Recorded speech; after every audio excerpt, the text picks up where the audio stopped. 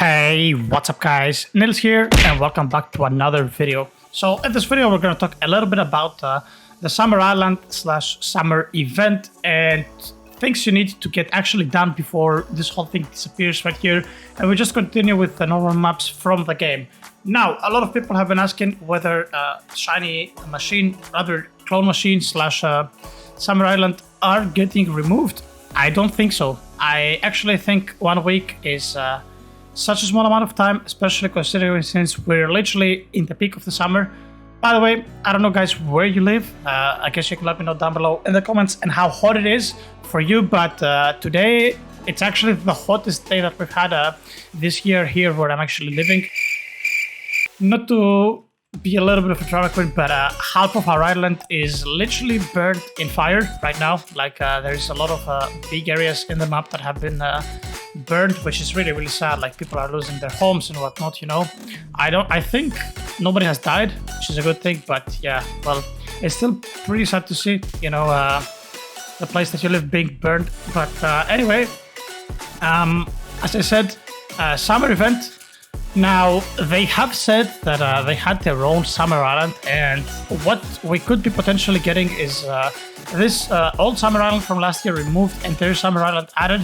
I don't think that the clone or the dupe machine are getting removed. Like, it would be kind of crazy to lose them after just 1 week. I actually think that this might even stay for a month, the Summer Island. I'm not even joking. Like, if it was on me, I would say just leave it at least for like a month, you know, just let people like have fun, like allow people to catch up, especially with like a clone machine. Like clone machine is huge. But anyway, we're going back here to the topic of this video.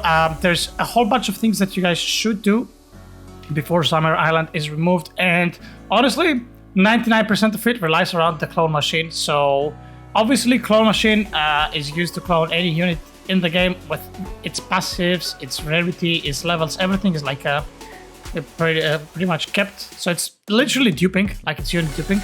And yeah, I'm currently duping this guy, protagonist Tiny.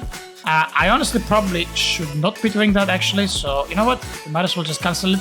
And here's a couple of things that you guys should be duping before you actually transition over to these damage units that are just as important or even more important. Now, the first thing that you need is a full team of double draconics. I cannot stress the importance of this. Like these double draconics are actually huge for you, and they will most certainly go a long way.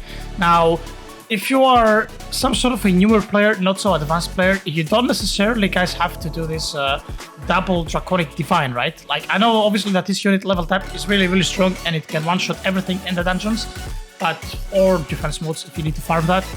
But you don't need to use this. Like what you can do guys is you can just go ahead, if you're a newer player, get this mythical. This is Shining Hero. This is the mythical from map number 5, Hero University. I call him Captain America. I don't know, he just reminds me of Captain America.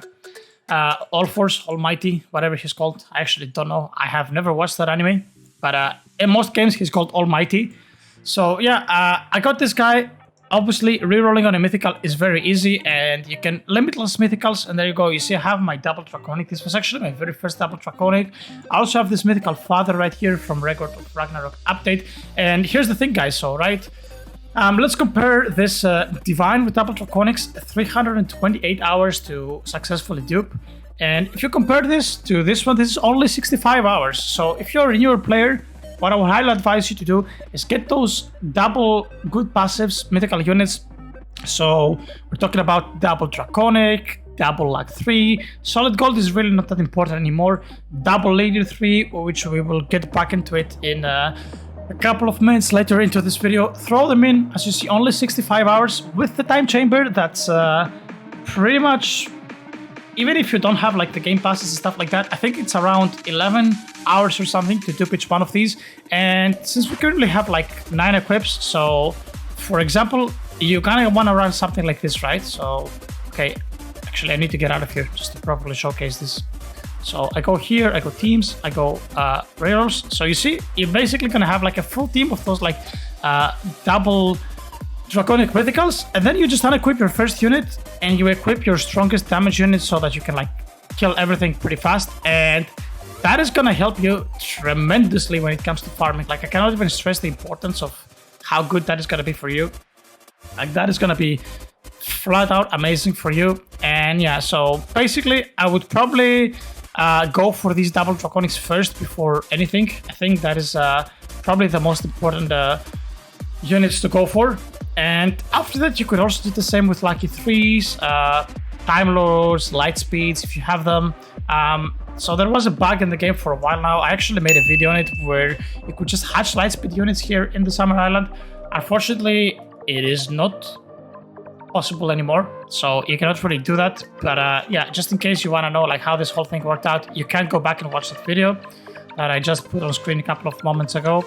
And yeah, if you have Lightspeed units, you could potentially clone them as well. Like normal units that are legendaries or whatever with Lightspeed, they should take not even an hour to clone probably, with all of the events active and the time chamber, especially if you have a couple of Lightspeeds or Time Lords to equip as well.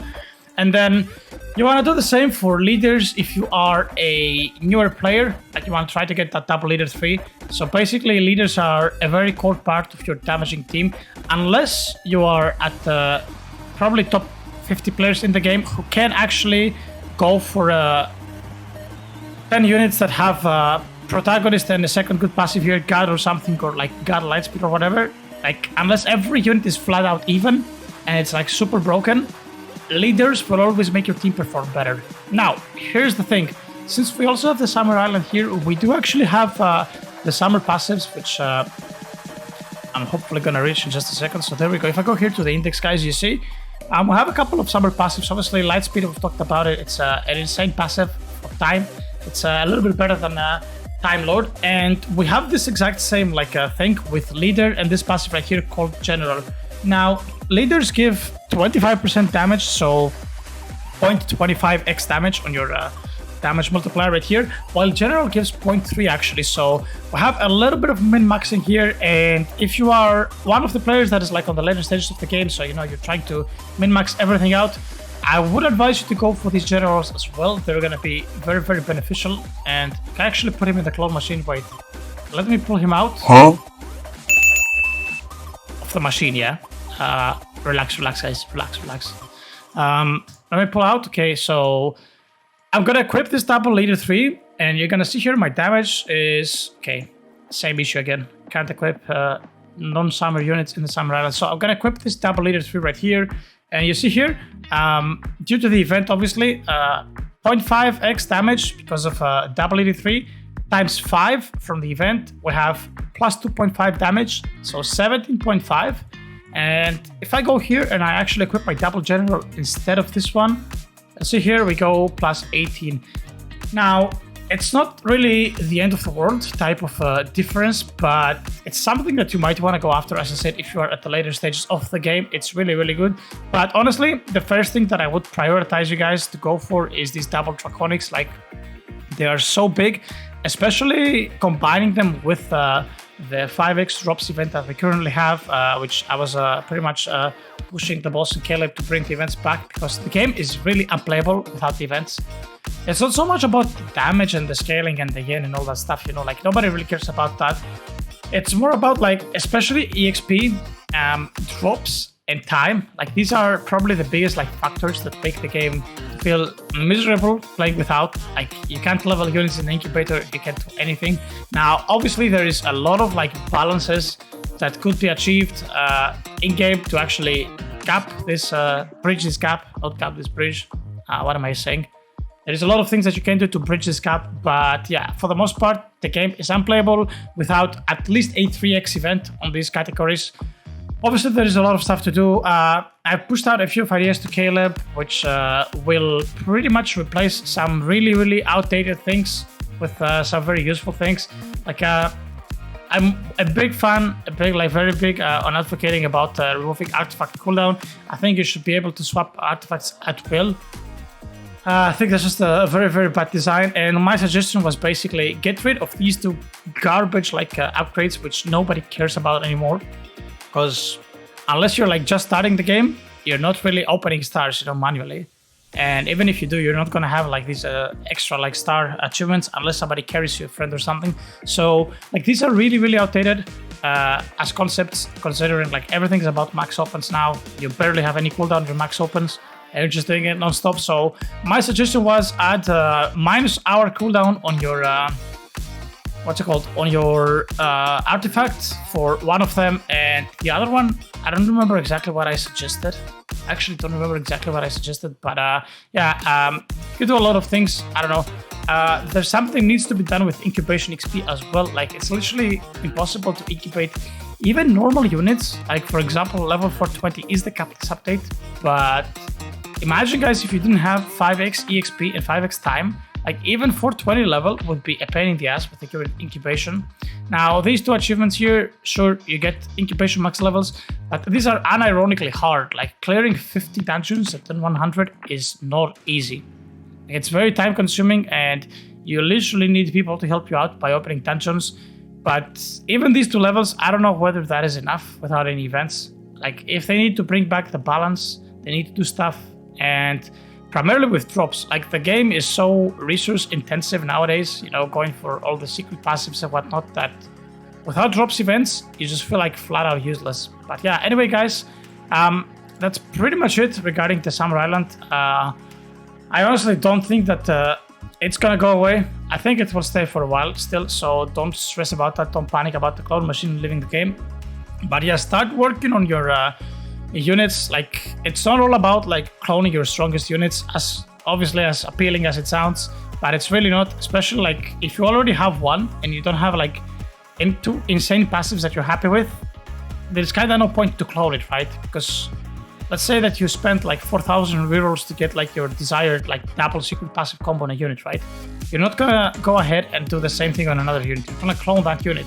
So cloning your first unit before you get the passives is kind of pointless. So just go for these utility units, like go for these double draconics, go for these double generals, go for double tire lords, double light speeds, I don't know, whatever you may have. Single light speeds even for newer players. That is also something really good, especially if you have one light speed from the bug that was existing in the previous servers. Just go for it, just send it. But yeah, anyway, guys, that was pretty much it for this video. There's nothing else really to be said. Now, the update, I honestly have no idea where the update is, like what's going on. Now, they said that we would have the update this week, but Caleb and the post have been silent for quite a couple of days now, actually. Like, there's literally no announcements or anything. Last announcement was 2 days ago, which says we're also actively working on the upcoming Demon Slayer and bring trading back. There has been no announcement since. There has only been a sneak peek, which doesn't really say a lot. Also, we still have coming soon here. We don't have a countdown. And yeah, as I said, like primarily no announcement in Discord. Hey guys, tomorrow 7 p.m. Well, that's 7 p.m. for me, yeah. But you know, whatever time it is for you, update drops, everything okay. So I have a feeling that we might actually not even get an announcement today. But yeah, anyway, guys, that was pretty much it for this video. I hope it helped you, kind of cleared out some of what you should be prioritizing, like sort of direction what to take. But yeah, don't worry, clone machine, I am 99% certain. Obviously, you can't be 100% sure, but I'm 99% certain that it's not gonna go away. So yeah, anyway, as always, if you guys have enjoyed this, make sure to click the like and subscribe button down below. This helps me out a lot, and I'll see you guys all on the next one. Take care.